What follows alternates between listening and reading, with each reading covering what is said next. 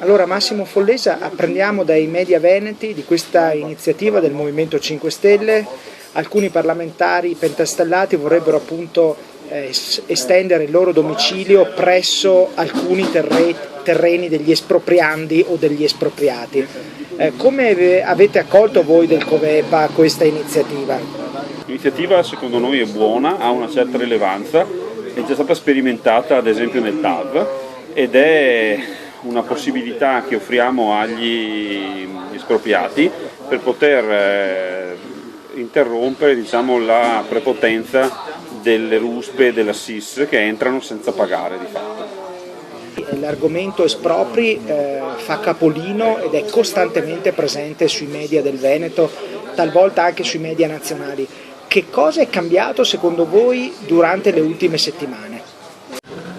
La questione che è cambiata, diciamo, è un interesse generale della stampa regionale e anche nazionale su una questione che viene considerata non politica. In realtà è molto politica, poiché pagare l'esproprio dimostra la capacità e la solvibilità della società ed è un passaggio fondamentale rispetto al fatto che Pedemontana in questo momento non ha fondi propri, la società che costruisce Pedemontana, per proseguire i cantieri e di fatto sta stressando l'espropriato.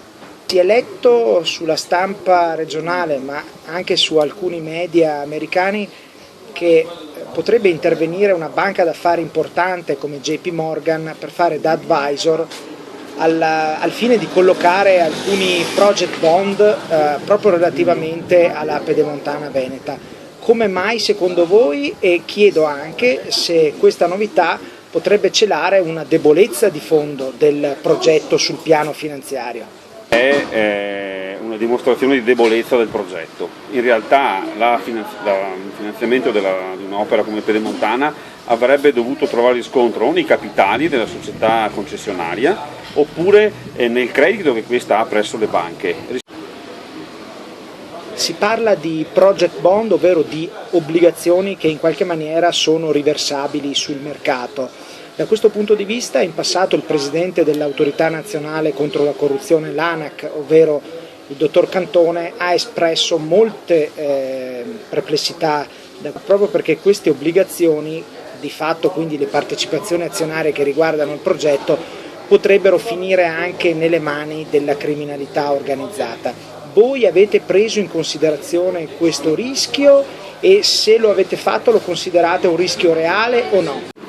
Secondo noi del Covepa il rischio è reale. In questo momento i capitali della malavita organizzata non vengono certo veicolati attraverso le coppole o la lupara, insomma, proprio attraverso i colletti bianchi delle società finanziarie mascherate soprattutto all'estero, in Svizzera ad esempio, nel Liechtenstein oppure nel Lussemburgo. È un dato di fatto questo, lo dicono tutte le direzioni distrettuali antimafia, e aprire le porte in questo modo ai project bond vuol dire anche accettare l'ingresso di queste società che sono sistematicamente mascherate attraverso finanziarie la cui trasparenza non esiste e non è neanche verificabile, tantomeno dalle prefetture locali e neanche dalle direzioni distrettuali antimafia e tantomeno preventivamente. Quindi è un problema molto serio che su Pedemontana si sta affacciando. E sui project bond avete delle altre perplessità? Le perplessità ci sono e come sono legate, diciamo, al ruolo politico. Quando il contratto di concessione è stato rinnovato dal commissario nel dicembre 2013, una settimana prima c'è stato un atto della giunta regionale di Presidente Zaia, la precedente giunta, che ha avallato con una delibera di giunta questo passaggio. Allora la domanda è: tutti questi rischi di cui abbiamo parlato, no? E tutta anche la mancata capacità di solvibilità sul piano bancario, tanto da costringere questa operatività e questa un po' fantasiosa, no? Non è in grado la Giunta dunque di rimetterci il naso, non conviene soprattutto a questa regione non trovarsi con un debito di fatto che ricadrà esclusivamente sulle tasche del pubblico, perché le garanzie su questi project bond non possono che derivare dal pubblico. Allora quindi la questione non è semplicemente tecnica, diventa politica. Forse non è il caso che attraverso il nuovo assessore alle infrastrutture e attraverso il presidente Zaia ci mettano veramente il naso.